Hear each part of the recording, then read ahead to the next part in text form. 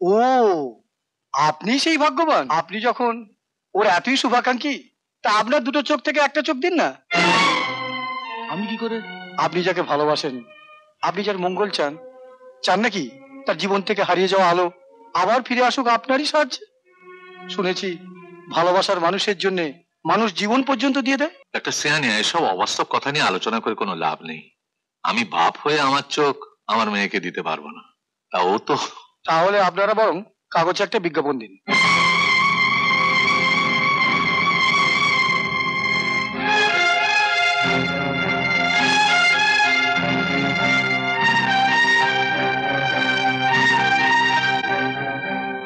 কালকে তো কাগজে বিজ্ঞাপনটা বেরিয়েছে, আজকে একবার ডাক্তার সিংহানিয়ার কাছে যাওয়া দরকার, দেখি চোখটা পেলেন কিনা। ঠিক আছে, চলো না, কালীঘাটে পুজো দিয়ে বেরিয়ে না হয় ওর কাছে যাওয়া যাবে। কালীঘাটে পুজো দিয়ে, কিন্তু রূপাকে একলা ফেলে। কেন, শোভন তো রইলই। কেন, ওকেও নিয়ে যাও না মা, আমি একাই থাকতে পারবো। ও থাক না, দুজনে বসে গল্প কর। চলো। চলো। ওহো, তুমি একটা কাজ করো তো, ওই আলমারিটা খুলে চেক বইটা নিয়ে নাও। যদি চোখ পাওয়া যায় তাহলে ডাক্তার সিংহানিয়াকে একটা চেক দিয়ে আসতে হবে। আচ্ছা।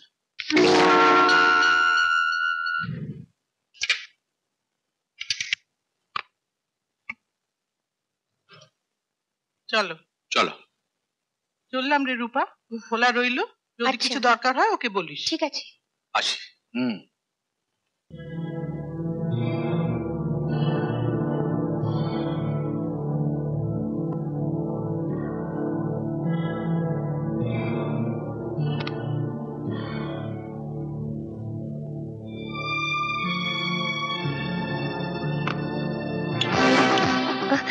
কি এত জোরে মিউজিক চালালে কেন? তুমি একটু মিউজিক শোনো, আমি বাথরুম থেকে ঘুরে আসছি।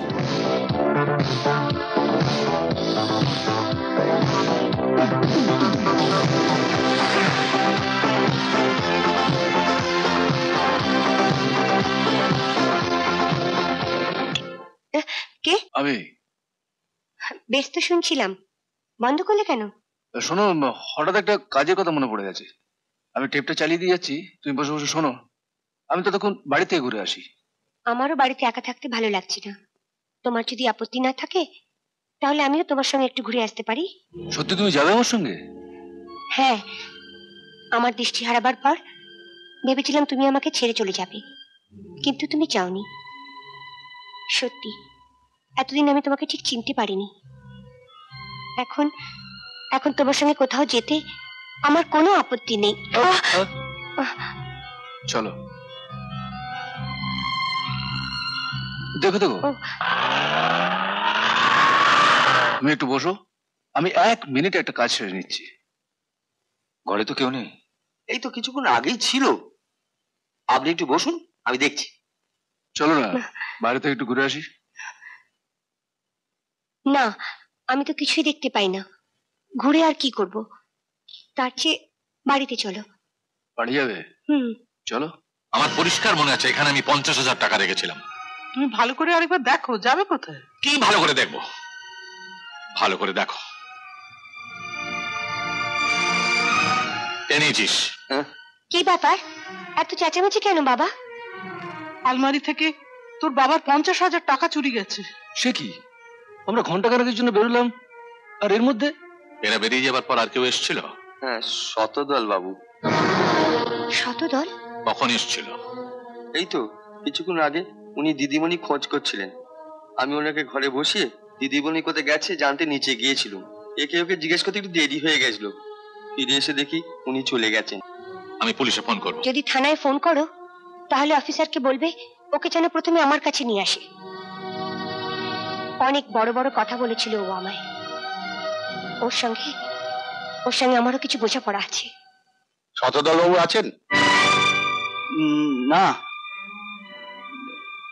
কেন বলুন তো? উনি কোথায় গেছেন? উনি চোখের ডাক্তার, ডাক্তার সিংহানিয়ার কাছে গেছে। আমি চুরি করেছি? আলবাত, বাড়িতে কেউ ছিল না সেই সুযোগে তুমি। আমার মনে হয় আপনাদের কোথাও একটু ভুল হয়ে যাচ্ছে। ইনি আর যাই করুন চুরি করতে পারেন না। তার মানে আপনি বলতে চাইছেন যে আমি এনাকে আমি চিনতাম না, আজ চিনেছি। আপনারা আমার কাছে 1 লক্ষ টাকার চেকটা রেখে আসার কিছুক্ষণ পরেই আমি খবর কাগজের বিজ্ঞাপন দেখে এসেছি। আমি আমার চোখ দুটো রূপা মিত্রের জন্য দিতে চাই। আপনি কি করে বুঝলেন যে চোখ দুটো আমরা রূপা মিত্রের জন্যই চেয়েছি? উনি আমার পরিচিতা। আমি খবর পেয়েছিলাম আপনি ওর চিকিৎসা করছেন। আপনার হয়তো খেয়াল নেই, আমি ওর খোঁজে একবার আপনার কাছে এসেছিলাম। আপনি জানেন না ডাক্তারবাবু উনি আমার জন্য কি করেছেন। তবুও আরেকবার ভেবে দেখুন। বাবার কিছু নেই ডাক্তারবাবু, বাবার কিছু নেই। আমি আজ অন্ধ হয়ে গেলে আমার বাবা মা বোন ছাড়া পৃথিবীর কোনো মানুষের কিছু ক্ষতি হবে না, কিন্তু ওর মতো একজন ডাক্তার দৃষ্টি হারালে ক্ষতি হবে হাজার হাজার মানুষের। আমার তো মনে হয় আপনি নিছক টাকার লোভে যা বলতে পারছেন না বলেই ইনিয়ে বিনিয়ে এতগুলো কথা বললেন। তা টাকাটা আপনাকে কখন দিতে হবে? চোখের বিনিময়ে আমি টাকা চাই না ডাক্তারবাবু। আমি শুধু ওকে জানিয়ে দিতে চাই ভালোবাসার লড়াই একটা জায়গায় অন্তত আমি জিতে গেছি। 1 লক্ষ টাকা যিনি হেলায় ছেড়ে দিতে পারেন তিনি নিশ্চয়ই 50,000 টাকার জন্য আপনার বাড়ি চুরি করতে আসবেন না। তাহলে টাকাটা চুরি করেছে কে? পুলিশের পোশাকটা যখন গায়ে ছড়িয়েছেন তখন চোরকে খুঁজে বের করার দায়িত্ব আমার নয়, আপনারই। টাকাটা শোভন চুরি করেছে। আমি? তোর শুধু চোখ নয়, মাথাটাও খারাপ হয়ে গেছে দেখছি। আমি তো বলছি শোভনই চুরি করেছে। আপনি কি করে জানলেন? বললাম তো আমি নিজে দেখেছি। সত্যি কথা বাবু, ওর মাথাটা একদম গেছে। অন্ধ নাকি নিজের চোখে দেখেছে। আমি দেখেছি যে, তার প্রমাণ আমি দিচ্ছি।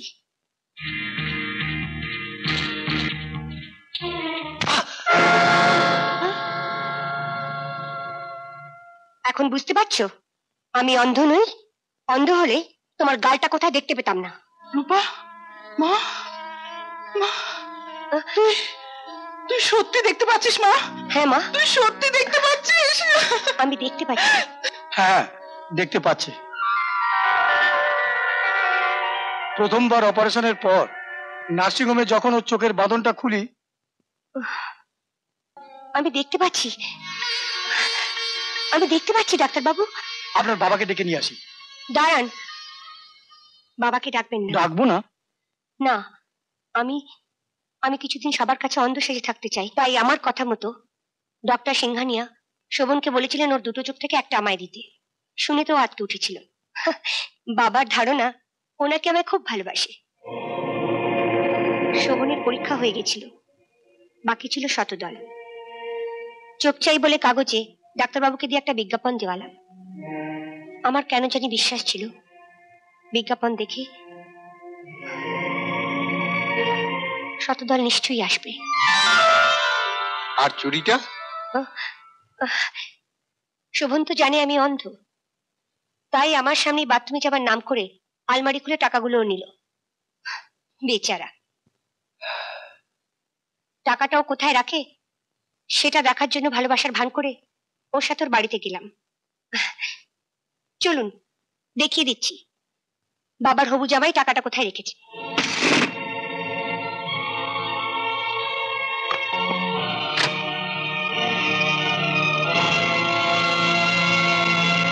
শোভন বাবু, যাবেন না, দাঁড়ান।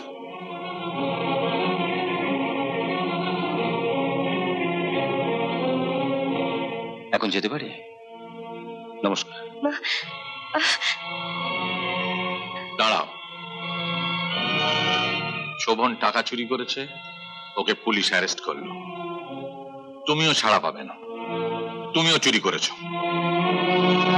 তুমি চুরি করেছো আমার মেয়ের মন, তাই আমি তোমাকে অ্যারেস্ট করলাম।